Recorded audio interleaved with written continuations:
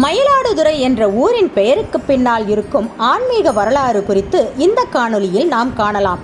ஒருமுறை காசியில் உள்ள சிவபெருமான் கோவிலில் உள்ள ஒரு குருக்கள் தினசரி வேலைகளை முடித்துவிட்டு கோவில் நடையை சாத்திய பிறகு வீட்டை நோக்கி சென்றார்.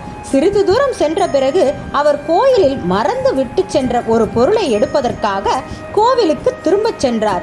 அப்போது கோவிலின் உள்ளே பிரவேசிக்கையில் சிவபெருமானும் பார்வதி தேவியும் பேசிக்கொள்ளும் சத்தம் குருக்களுக்கு கேட்டது.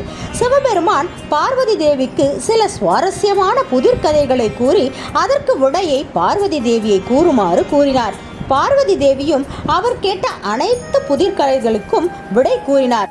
கடைசி கதைக்கான புதிருக்கு பார்வதி தேவிக்கு விடை தெரியாத போது அந்த இடத்தில் இவர்கள் சம்பாஷணையை கேட்டுக்கொண்டிருந்த குருக்கள் அதற்கான விடையை கூறியதும் பார்வதி தேவியும் அதே விடையை சிவபெருமானிடத்தில் கூறினார். அதை கேட்டு கோபப்பட்ட சிவபெருமான் பார்வதி தேவியிடம், கோயிலின் குருக்கள் நாம் பேசுவதை கேட்டது தவறு. நம் பேச்சை ஒட்டு கேட்டும் நீ கூற வேண்டிய பதிலை அவன் கூறியது மிகவும் தவறு.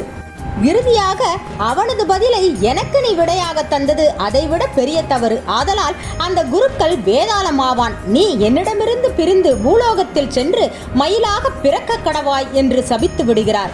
இதை கேட்ட தாயுள்ளம் கொண்ட பார்வதி தேவி சிவபெருமானிடம், என் தவறை பொறுத்தருளுங்கள், குருக்களின் இந்த சாபத்திற்கு விமோச்சனம் தாருங்கள் என்று லோகமாதால் கெஞ்சினாள்.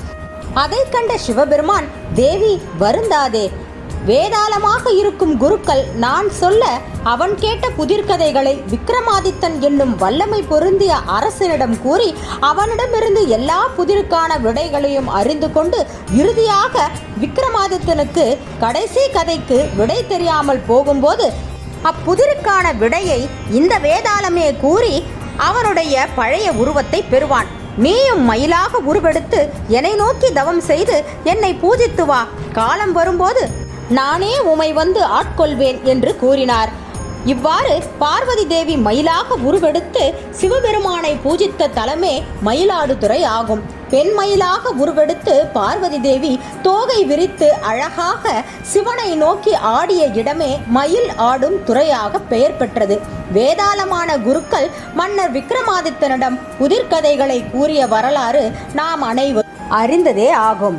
எனவே மயிலாடுதுறை என்ற பெயருக்கு பின்னால் இருக்கும் ஆன்மீக வரலாறு இதுவே ஆகும்.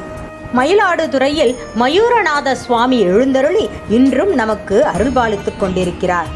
இந்த வீடியோ குறித்து ஏதேனும் கருத்துக்கள் இருந்தால் கமெண்ட் செக்ஷனில் மென்ஷன் பண்ணுங்கள். எங்கள் சேனலை ஃபஸ்ட்டாக பார்க்குறவங்க யாராவது இருந்தால் சப்ஸ்கிரைப் பண்ணிக்கோங்க. அதோட கூட பெல் ஐக்கனையும் மறக்காமல் கிளிக் பண்ணுங்கள். அடுத்த ஒரு திவ்ய வரலாற்றில் உங்களை சந்திக்கிறேன். அதுவரை உங்களிடமிருந்து விடை பெறுகிறேன். நன்றி, வணக்கம்.